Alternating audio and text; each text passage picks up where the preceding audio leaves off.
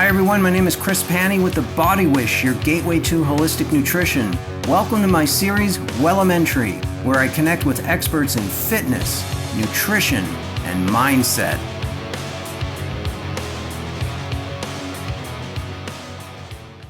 Hello everyone, my name is Chris Panny, and I want to thank you for joining us today on my series, Wellementary. This is for educational purposes only. It is not intended to treat, diagnose, or prevent any medical conditions. In today's episode, I have the honor of talking with one of the most highly respected individuals who is a pioneer in pushing back against the misinformation in the world of well-being. My guest today is Peter Greenlaw. He has been called the researcher of the researchers for 2 decades. Peter has shared his discoveries through his books, all written with respected MDs, Why Diets Are Failing Us, The TDOS Syndrome, TDOS Solutions, and Your Third Brain. He has also conducted more than 1,500 lectures around the world. He was a featured speaker at the Autism One conference in May of 2014 and 15, and he's a frequent speaker at the CEO Club of New York City. Peter has been a pioneer in making the world aware of toxins through his discovery of the TDOS syndrome. That's an acronym for toxicity, deficiency in nutrition, overweight, and stress. The book illustrates the role TDOS may play in causing us to have less energy, poor sleep, higher stress, and a major reason as to why we're gaining weight. Peter, along with his world-class experts, created the R2M protocol, which has been proven scientifically to combat the TDOS syndrome. The result is people are maximizing their quality of life potential.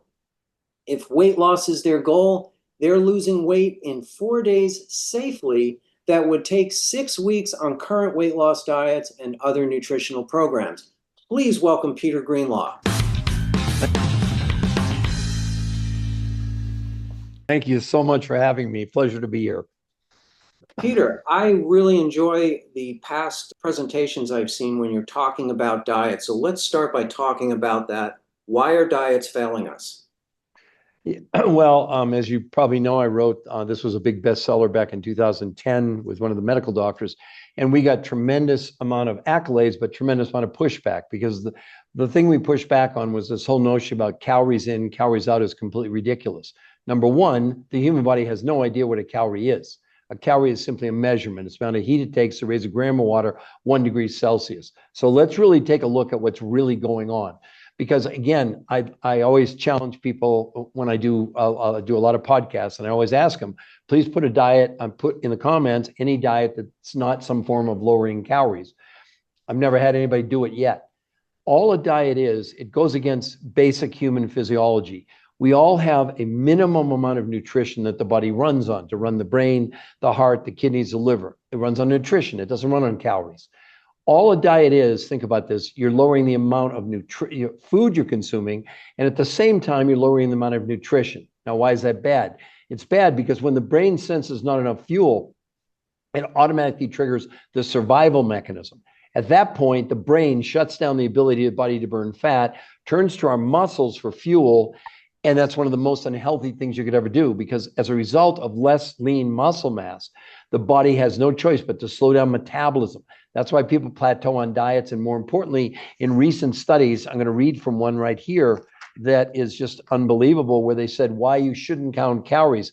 They said, well, counting calories and restricting calories can help you lose weight in the short term. The approach has never been proven to keep weight off long term. And what's even worse is 2/3 of people who try to count or restrict calories gain back more weight than they lost.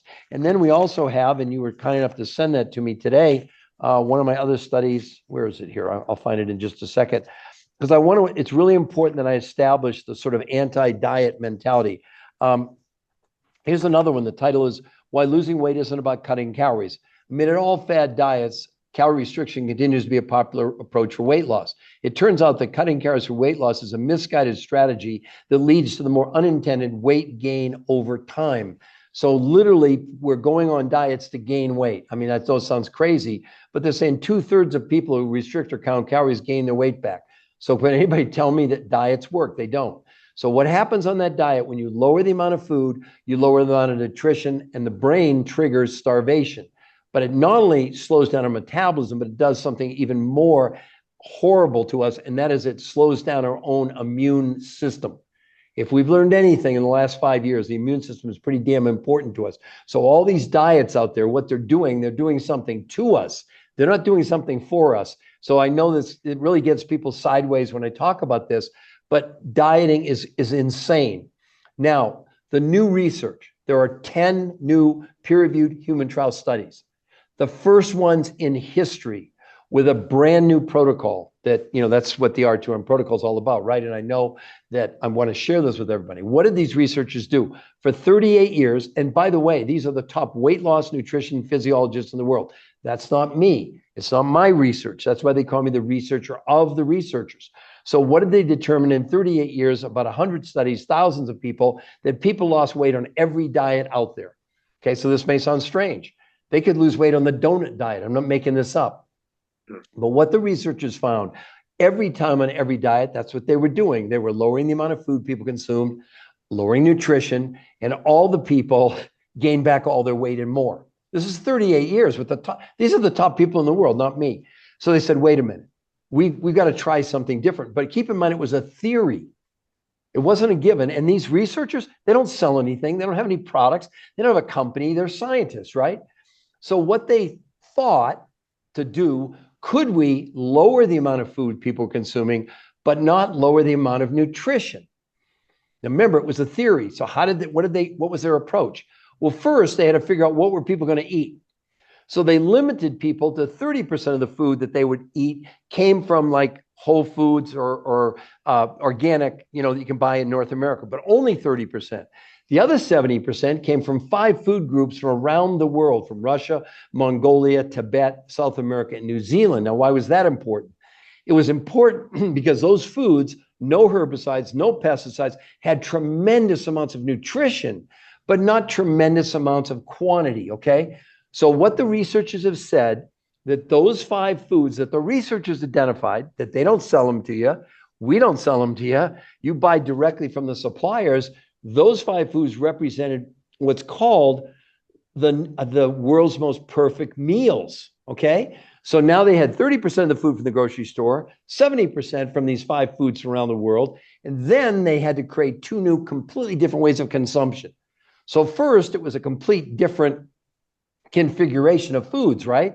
Only 30% from, organic sources in North America and the rest from around the world. Then they created 2 new ways of consuming the food. The first one's called protein pacing. Now, no diet that I've ever heard of is like this. On 5 days a week, people did protein pacing. So they had 4 meals a day. What? Yeah, 4 meals a day. They started with the world's most perfect meal for their breakfast. Lunch came from the grocery store, a 3rd meal from the grocery store, and a 4th meal from the world's most perfect meals. They did that 5 days a week. 2 days a week, they did a completely new concept called intermittent nutritional fasting. Not fasting, not this ridiculous, don't eat for 16 hours, eat for 8, which has been completely debunked by in the newest science that's out there, that it's really just some form of lowering calories. It's back to just another diet. So eating 16, don't eat for 16, eat for 8, it had really no impact on weight loss in the long run. But what they did, they had 2 days a week, people consume, like I said, only these foods from the groceries, around the world 4 times a day. Okay, so after the first 7 days, what were the results? Well, men and women had lost as much weight in 7 days as 8 weeks of any diet they'd ever studied in 38 years. They were shocked. Then in a month, they ended up losing about as much weight as people lost on any of these major diets in a year with no loss of water. And for the first time ever in history, instead of losing lean muscle, which I said before is the outcome of every diet, they gained 6 to 9% lean muscle mass. That's not even the good part. They also saw blood pressure, blood sugar, cholesterol, triglycerides all come down dramatically in 30 days. Hunger came down 41% in a month. And for the first time ever, they measured inflammation, which is the underlying cause of every disease. It came down 25% in 30 days. And in 8 weeks, people shrank it's called the visceral fat. Some people call it belly fat. It's the fat around the organs. It shrank by 33% in 8 weeks. And by the way, no one was allowed to exercise because they wanted to blow up this notion. People said, well, diet and exercise is a way to lose weight. Actually, exercise has never been proven as a weight loss strategy. It's good for cardiovascular, and I certainly do it for that, but it's not a weight loss strategy. So they eliminated it altogether and just used this protocol. And they said These are the top researchers, that it would be unethical for them to ever recommend any form of traditional diet again based on the science. Because they said, why would we have someone take 8 weeks to lose weight and end up losing 40% of their lean muscle when they could lose that much weight in 7 days with no loss of muscle and no loss of water and go on just, and of course you can imagine the incentive people have then to continue. But the other thing, back to the TDOS syndrome, which I discovered, this medical syndrome, right, where we're storing these chemicals in our body. It's not up for debate. We know that's going on. Well, they did blood, stool, urine, and fat analysis and proved that this protocol was assisting the body in removing herbicides and pesticides and Scotchgard and Teflon and even plastics from the body. I know look, when I do my lives, it's like, it's science fiction. And I know people are skeptical. And then what's the catch? There's no catch. There's no other shoe, because when you have peer-reviewed human trial studies, and a lot of people don't understand the significance. So let me spend a minute just explaining that. A peer-reviewed human study, there's nothing higher in medical investigation. In those studies, what happens, you submit, and not me, but the researchers submit their work, in this case, let's say to the Obesity Journal, one of the journals that they were published in. The journal decides if they're going to publish it, they don't review it. They send it out to other world-class experts, to medical doctors and researchers who have only one job, and that's to discredit what you're proving. That's why no drug ever gets approved without a peer-reviewed human trial, not a scientific paper, not on mice, not on rats, not in a petri dish, but human beings. That's why this is going to change the world.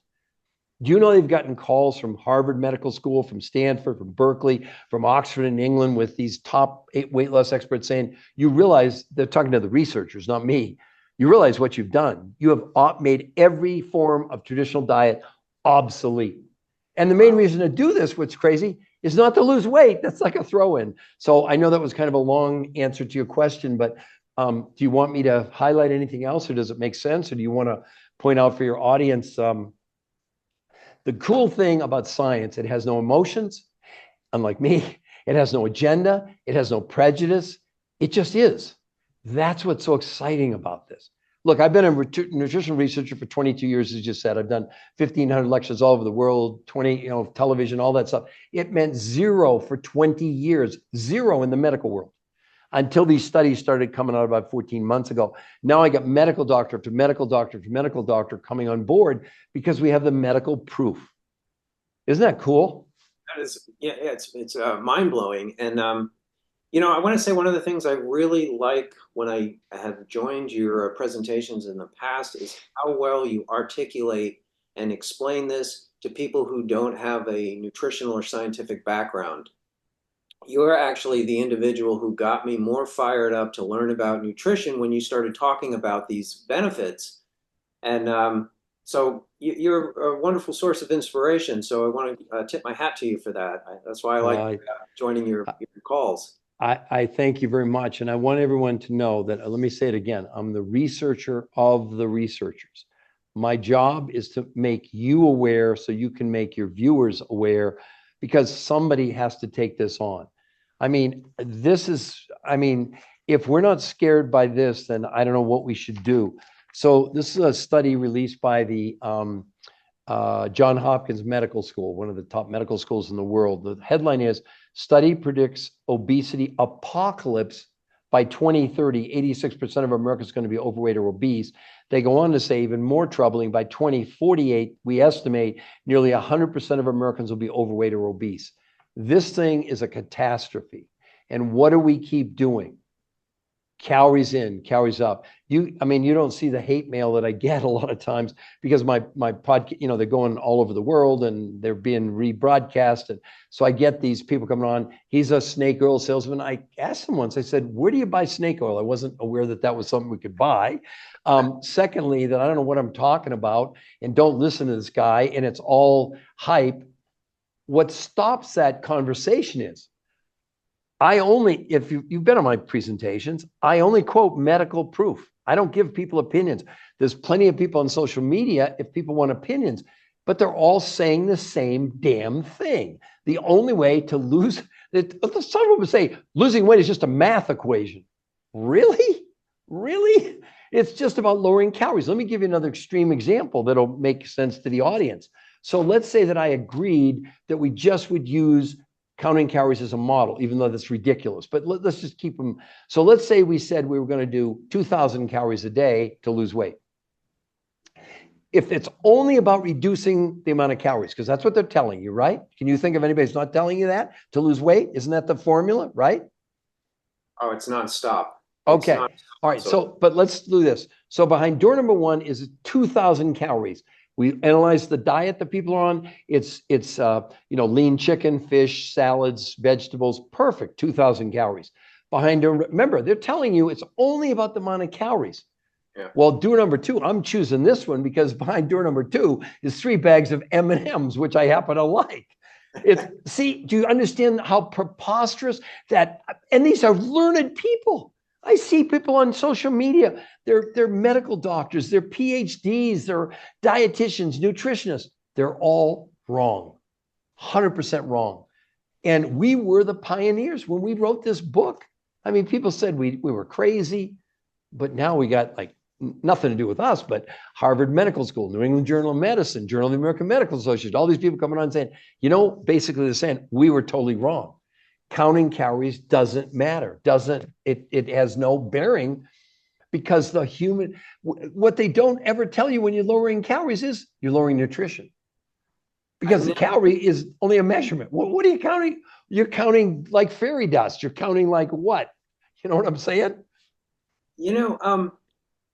2 questions. First one, I want to ask you, where did this whole idea of caloric restriction, where was it first born? Actually, believe it or not, it goes back more than 200 years. As a matter of fact, it goes back, I think, we wrote about it in our first book. I think it goes back to like William the Conqueror or some crazy thing like that. And look, so here's the numbers. If this whole calorie diet thing worked, in the 60s, about 5% of America was overweight or obese, 5%. Now it's 80%. That's a 1,600% increase in essentially 60 years.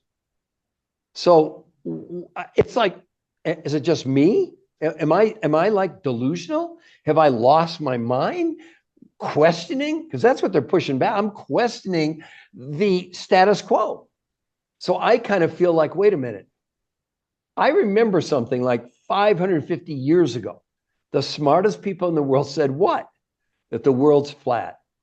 That's what they're doing now. They're telling you the only way to lose weight is to lower calories. It's nonsense. I saw something on social media today. Some 14 million views on this coffee you can drink to lose weight. Bullshit, pardon my French. Just complete bullcrap. There's not one shred of scientific evidence. And even if she lost weight, she's going to gain it all back because the majority of what she lost was lean muscle mass because the coffee doesn't have the nutritional density. That's why these researchers said these 5 foods make up the world's most perfect meal nutritionally. There's no cheesecake in that meal, by the way, sorry, or Haagen-Dazs ice cream, but nutritionally. Listen, in a month, people's hunger came down 41%. The other thing that was crazy, in one of these big studies actually done in the obesity journal, I have it right here. In the obesity journal, they compared this R2M protocol to the Mediterranean diet. The Mediterranean diet has been voted #1 7 years in a row by U.S. News and World Report. So the researchers said, okay, if we're going to compare to something, let's compare to the #1 diet. Well, in the Mediterranean diet, it took people 8 months to lose 10.2 pounds. And a year later, all the people gained all their weight back and up to 40% of what they, right in the study, up to 40% of what they lost on the Mediterranean diet was lean muscle mass. These people who were not allowed to exercise, men and women, in a month lost 16 pounds and gained 6 to 9% lean muscle mass. It's just silly. Do you understand? It's just silly. And then, and I don't know if I showed you this one. This is a study of 110 different diets. I'm sure there's more than that.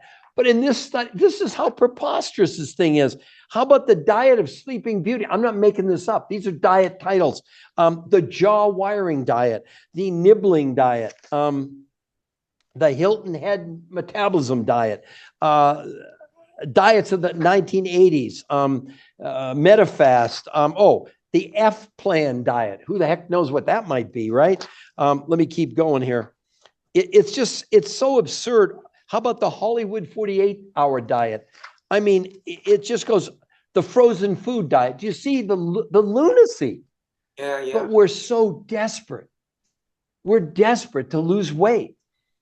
And, you know, and I'm not into fat shaming. I think you know my story. My own mother was morbidly obese my whole life, and I never knew her thin and never knew her healthy. And 23 years ago, she called me up one day before I became a researcher and said, you know, Peter, I have one really big wish in my life. I said, Mom, what's that? She said, I would give anything if I could spend 24 hours thin. I said, wow, Mom, that's cool. Well, 6 months later, massive heart attack and stroke. I loved my mom. It didn't matter how big she was. So I saw what fat shaming does. We're not talking about that. We're talking about giving people a real alternative. I mean, I think the work you're doing is wonderful because you can make people aware of this. You really can help people with something that's medically backed for the first time in history. In history. This isn't like, you know, this is such a big deal. I always say on my podcast, you know, the more scientific proof I give you, the more skeptical you become because they want to compare it to diets. You can't compare this to a diet. It's not a diet. Does that make sense?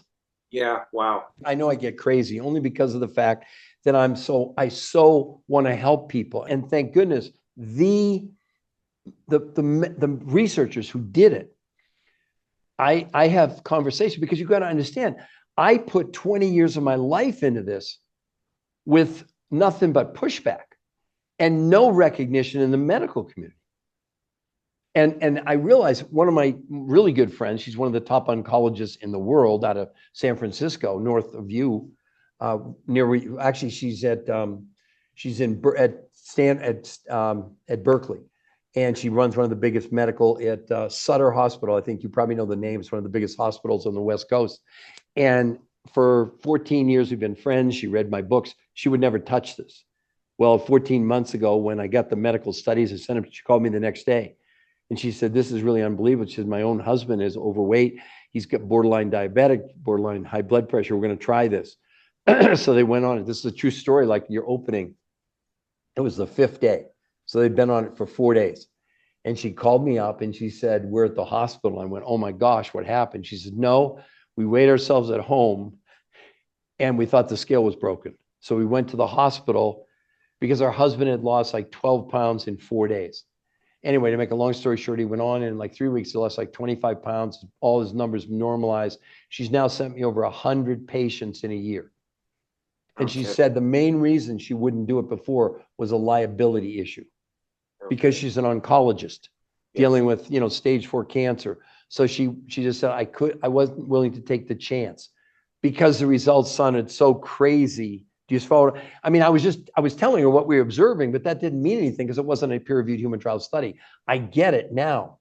And that's why physicians now, you got to understand when you have, I think you know this, when you have peer-reviewed human trial studies, they are irrefutable, meaning there's no discussion about it. It's already been reviewed by the top people in the world. So the people coming on making comments to me about me, they're just giving me an opinion. It doesn't mean a damn thing.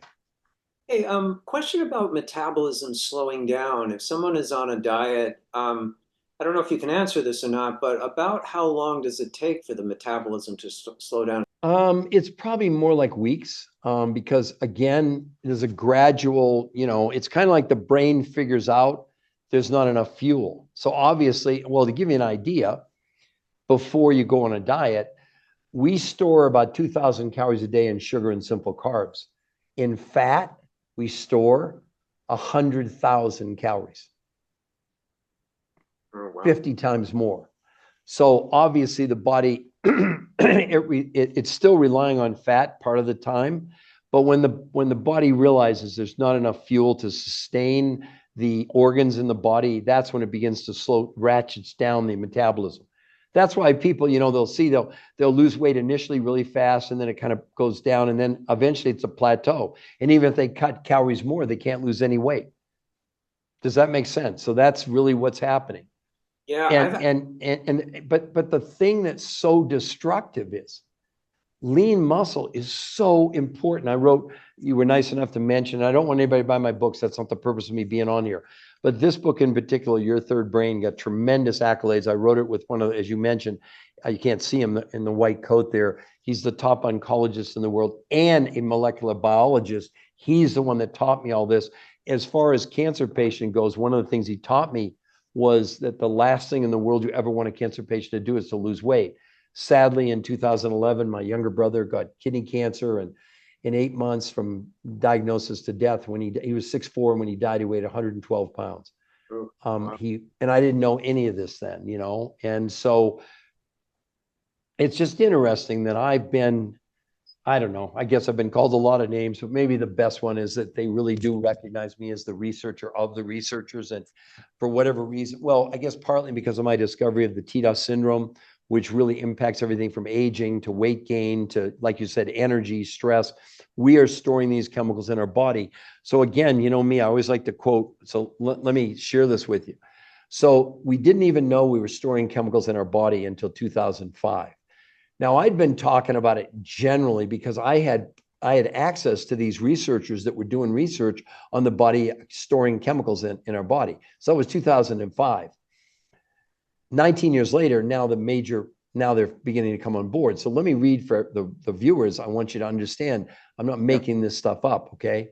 So the Endocrine Society, the largest organization of experts devoted to research on hormones and the clinical practice of endocrinology, reports that the rise in the incidence in obesity matches the rise in the use and distribution of industrialized chemicals. They call these chemicals, or they give these chemicals a name, they call them obesogens. They go on to say, simply put, obesogens are chemicals that disrupt the function of our hormonal system, leading to weight gain and many of the diseases that curse the American populace. They enter our body from a variety of sources, from natural compounds in soy, hormones fed to animals, plastics in food packaging, chemicals added to processed food, and pesticides sprayed on our produce. They act in a variety of ways, mimicking human hormones such as estrogen, blocking the action of other hormones such as testosterone, and essentially reprogram us to gain weight.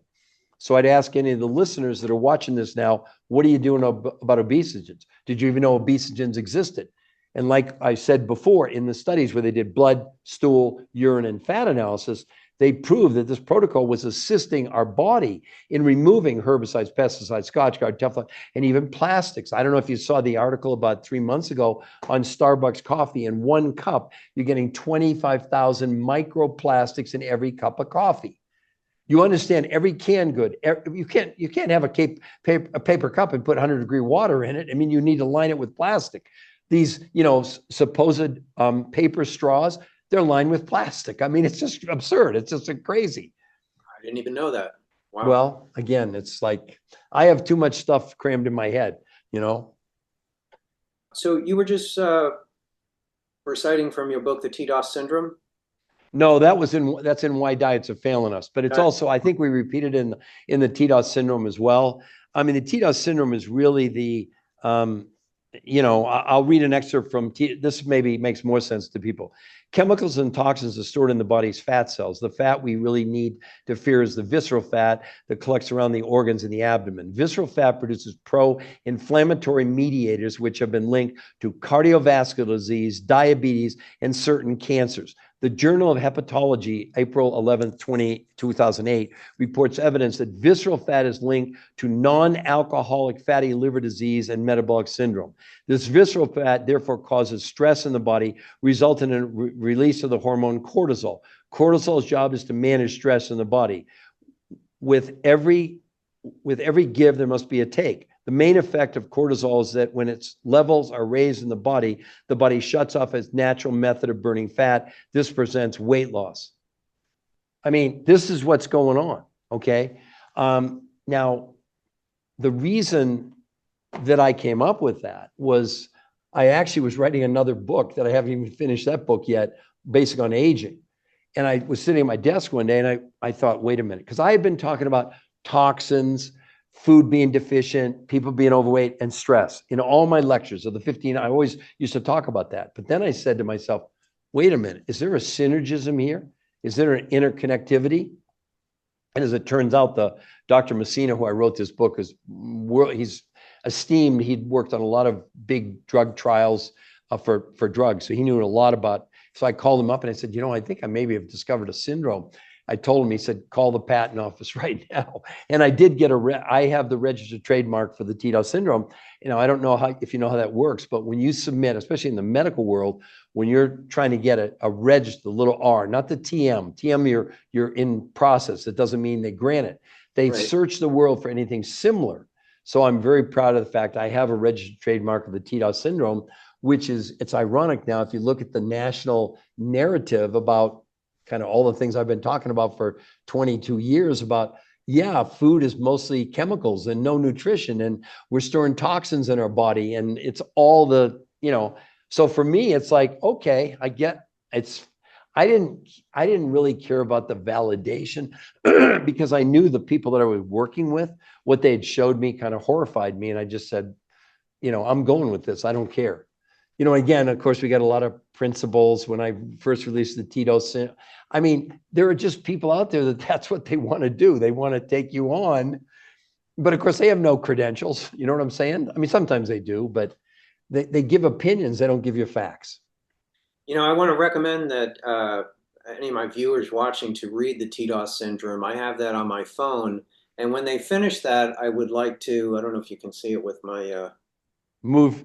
No, I can't. I know, TDOS Solutions. Let's see if I can show it to everybody. Can you see it on your screen now? Yeah, that's what you were holding up, right? Yes. I just happen to have this, coincidentally, just happen to have the book here, just in case. But again, I want people to understand that everything, that's why I wrote all my books with MDs, because I wanted to make sure that from a medical perspective, I wasn't saying something that was not substantiated. We rest on the fact we're the only, I know that my podcast, as far as I can see, and I know you're very active on social media, I think I can say with absolute certainty, I'm the only person with peer-reviewed human trial medical evidence. If you've been on, you know that I'm very careful, and I say, I don't want you to believe me. I'm the researcher of the researchers. And I tell people, I say, we don't want you to believe me. And all my books are based on medical proof. All my books, I wrote them with medical doctors because I wanted to make sure we were at the highest level of authentication, substantiation, proof, whatever you want to see. But many of your listeners, look, we know right now that 80% of the people that are going to watch this are overweight or obese, or they're 50% are pre-diabetic. I mean, how bad does it have to get before we say, and I hope now the national narrative is going to begin to change and more awareness is going to come about. But then even I look at the people that are saying they have good intentions, they have no solution.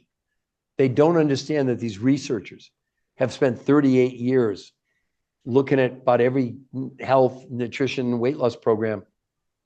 None of them have ever worked long-term. That's why they said in the research that cutting calories, lowering calories has never been proven to keep weight off long-term. Then why are people going on diets in the first place?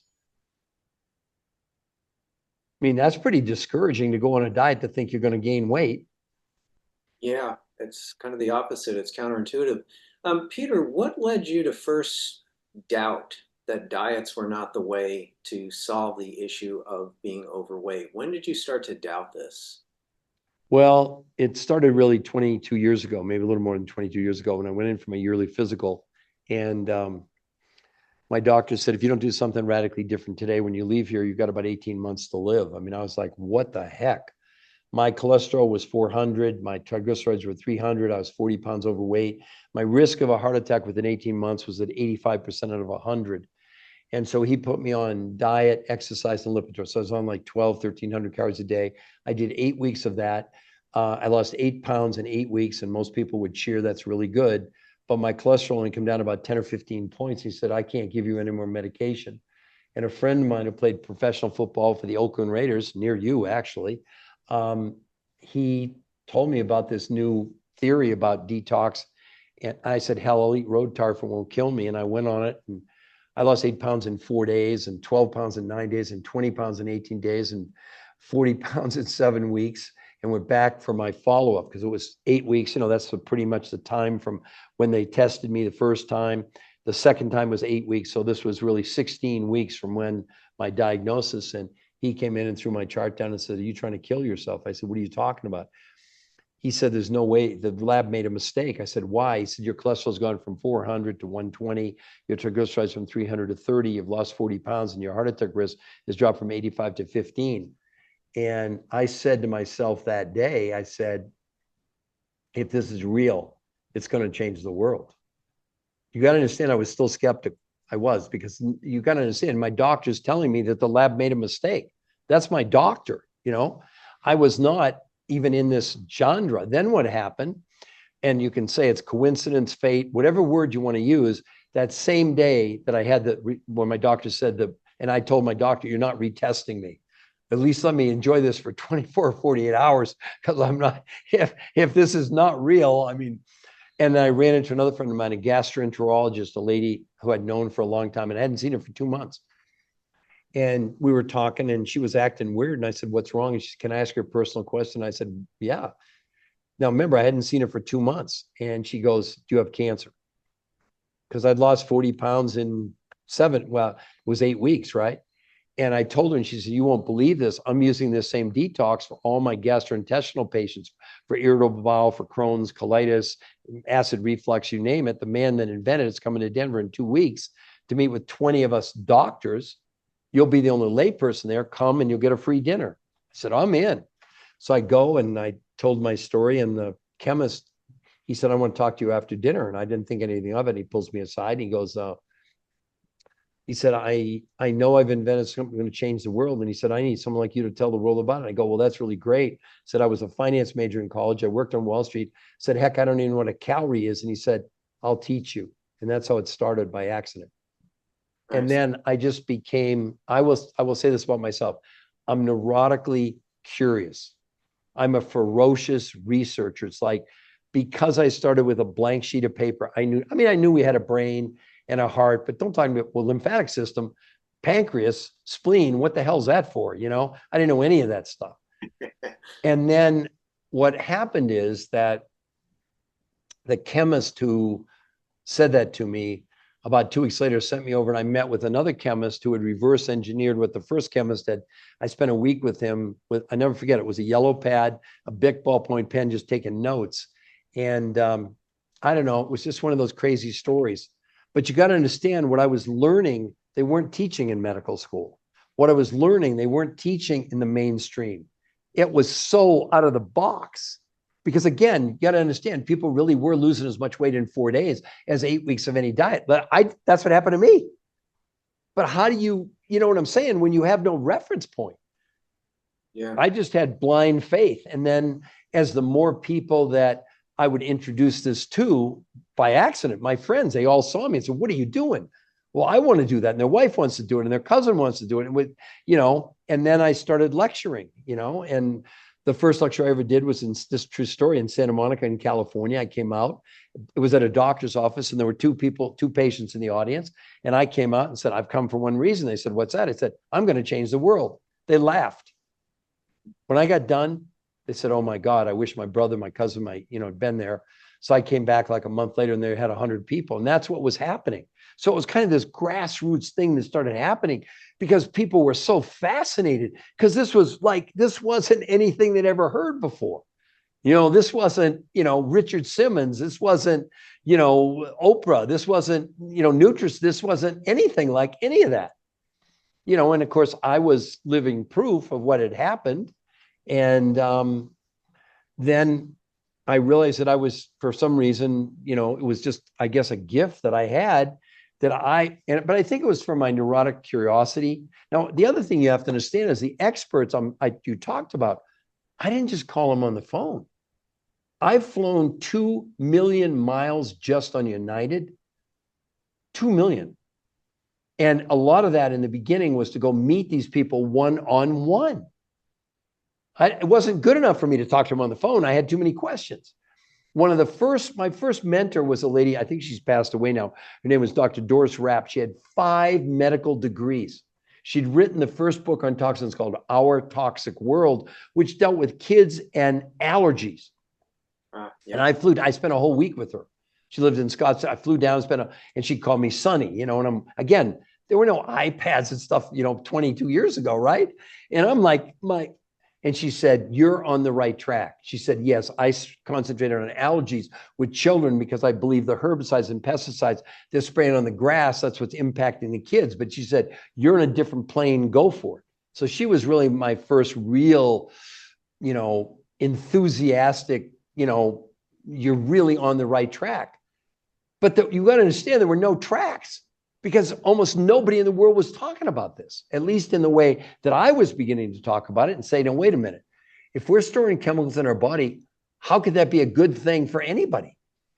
Do you know there was a big study out of Australia about 1.5 years ago where they estimate that all of us are eating the equivalent of a credit card per week in plastic? Wow. Is that insane? That is insane. That's nuts. But I mean, and that's why I get, sometimes I try to let it slide when I get some of these, critics that come on. But what they're doing is they're interfering with people's ability or their right to know the truth. That's what it comes down to. So when they put these it doesn't matter. I always tell people, the hell with me. The science has no emotions, has no prejudice, has no agenda. It just is. That's what I want your listeners to understand. That hopefully by you having me on here, it's going to help your listeners to come to you and say, oh my gosh, what was that madman talking about? But not Mad Men. Remember the TV show Mad Men? I love that show, by the way. That was really cool. But I'm okay, as long as people understand that I have their best interest at heart. Of course, I could never go back, 23 years ago. My mom, I can't imagine my mom, if she could have lost as much weight in 7 days as in 2 months of dieting, God knows what might have happened. But it becomes also my inspiration because it is somebody's mom. It is somebody's sister. It is somebody's cousin. It's someone you go to church with. It's someone, a friend, an associate, whatever. The only way I wrote I wrote 2 things in this book that have kind of like really come to fruition. The first one I said, based on what I was looking at, even way back then, when the data was like scaring me, I said, imagine in the future, legions of the sick marching on the hospitals when there won't be enough doctors, there won't be enough nurses, there won't be enough drugs, and there won't be enough beds. What did we just go through? Pandemic. COVID, And then the other thing I wrote, I said, sometimes in history, something happens that's so extraordinary that it changes the world. And that moment is now. And I wrote that, 14 years. Well, the book came out in 2010. We actually started working on it, a couple of years before that. My first book probably took us 3 years to write it. But there was so little data then compared to now. We were making an assumption, a theory, but it seemed like we were correct. Because if in essence we were lowering the amount of nutrition that we were putting in our body, that probably wasn't a positive thing for our overall metabolism. That was really kind of the premise, behind the whole thing, if that makes sense to you. Last thing I wanted to talk about today, again, drawing from another presentation I watched you on, you were talking about obesity and how 1 in 8 people around the world are clinically obese. Ironically, believe it or not, this book, this was my first, well, they all have been really well received. Originally, this was TDOSI. It stood for toxicity, deficiency, obesity, stress, and inflammation. This is a true story. The book was written. And when I went to I had to have FDA lawyers because when you write in this sphere, you got to make sure the FDA is not going to come in the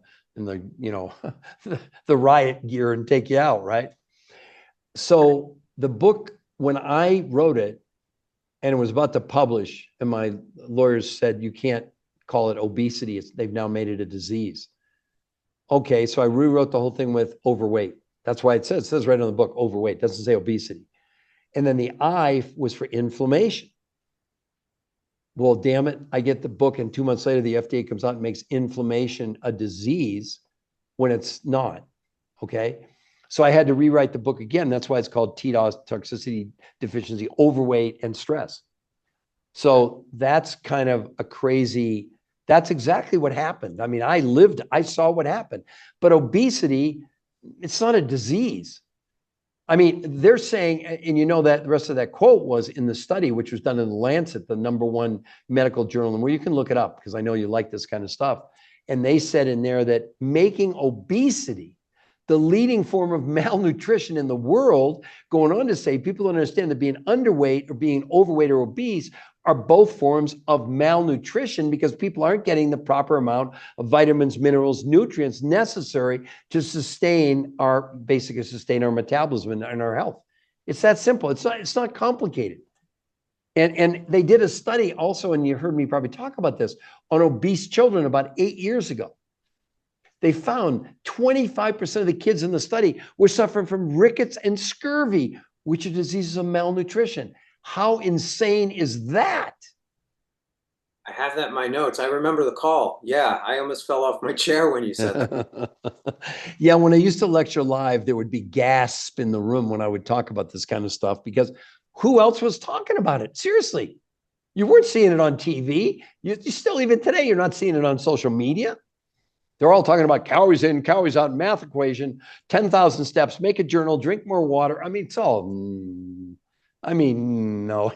no, you can't support those crazy statements when 80% of Americans overweight, 50% obese, 50% pre-diabetic. I mean, it's beyond ludicrous. I see it all the time. The name that I see now floating around on the social media channels is bro science. You know, hey bro, all you got to do is cut back on calories. I see post after post after post on the different social media. And, you know, thanks to you, now I know better that this is all obsolete science. Look, I'm out on it. and part of the reason that I agreed to do your podcast is the fact you have been very supportive of my research, but my goal is I can't not have people get access to this for their choice. It's their choice. It's not my choice. I'm not there to convince you. I'm not you, but I'm not there to sell people. I'm saying, look, here's another example. It's as if I used to talk about this. I said, we're all, just imagine this. We're walking down to the wharf and it's a beautiful day and we board this big luxury liner and we sail out to sea. And now all of a sudden it's like 2:00 in the morning. It's stars are out. It's a little bit cold. And all of a sudden, boom, we just hit an iceberg. You know the ship you're on the Titanic. Do you know how many people stood on deck and didn't get in the lifeboats because they believed it wasn't going to sink? It's a true story. The other thing, if you watch even the movie, they only launched the lifeboats from one side. And yet a lot of the lifeboats, there were still seats that were empty. People literally believed that it wasn't going to sink. That's where we are now. I mean, people today, I get it every day, the pushback. Well, you don't know what you're talking about. The only way to lose weight is calories in, calories out. It's not even worth me spending any air on that anymore because the study after study after study says stop counting calories. I mean, it's just crazy. I saw 2 or 3 posts this morning saying, well, give me some advice. I'm now going to go on a calorie deficit. It's like, oh my gosh. Wow. Yeah, it's very, very, and that's why people like you, I think, are really important because I'm one person. Okay. And my knowledge, it's like, my kids tell me, my youngest son in particular, he just says, Dad, you just keep doing what you're doing. We know we're going to help as many people as we can, because it was his grandma that, the one that died of obesity. And I have 2 sons and they both, my oldest son is co-author on all 4 of my books. My youngest son is really a daily advocate that, he really encourages me to keep doing what I'm doing, because sometimes it's like, really, I'm a snake oil salesman when I've devoted thousands of hours to this. I mean, think how long, if you fly 2 million miles, can you realize how long I've been in the air? I mean, I went around the world like what, 60, 70 times? I mean, it's crazy. Yeah, what do you know, right? Yeah, what do I know? I don't know anything, right? But I would be the first to admit it's not my knowledge. It's not my research.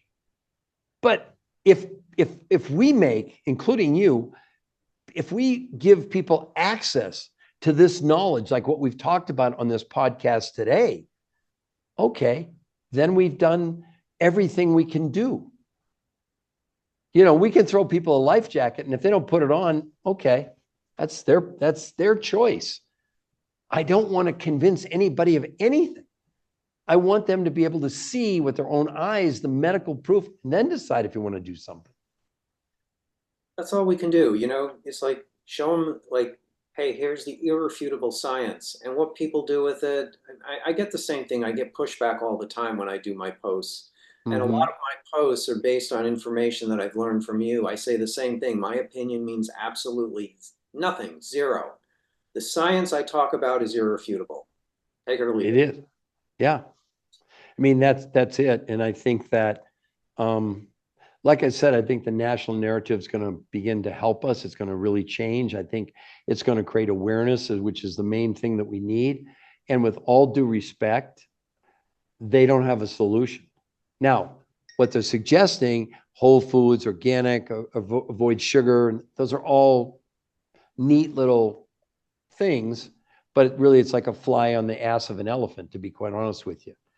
Because they're not even talking about the problem is the TDOS syndrome, which everybody has. I mean, you know, it's not, like I said, when the US Patent Office grants you a registered trademark, it's a pretty big deal that I think I've kind of stumbled onto something that's pretty significant, you know.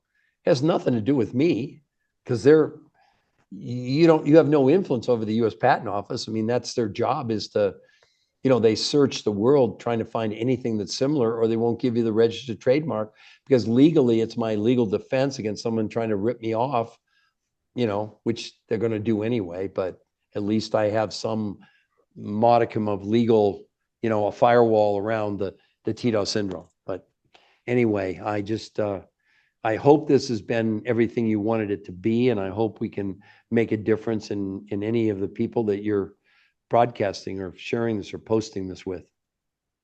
Absolutely has been. It's been, I love hearing you talk because every time I hear you talk, I learn something new. Once I get this video fully edited, I'm a big, I take notes because I like to go back and read my notes over and over again because that's how I retain the information. So let's call it a wrap for today. Thank you again for joining Peter Greenlaw and myself on my series Wellementary. To follow Peter Greenlaw, you can click on the links below in the description. If you enjoyed this, subscribe to my channel, The Body Wish, for more wellness tips, improved mindset, holistic remedies, and humor. Thank you so much, Peter. It was an honor to be here with you. All right. It's been my pleasure.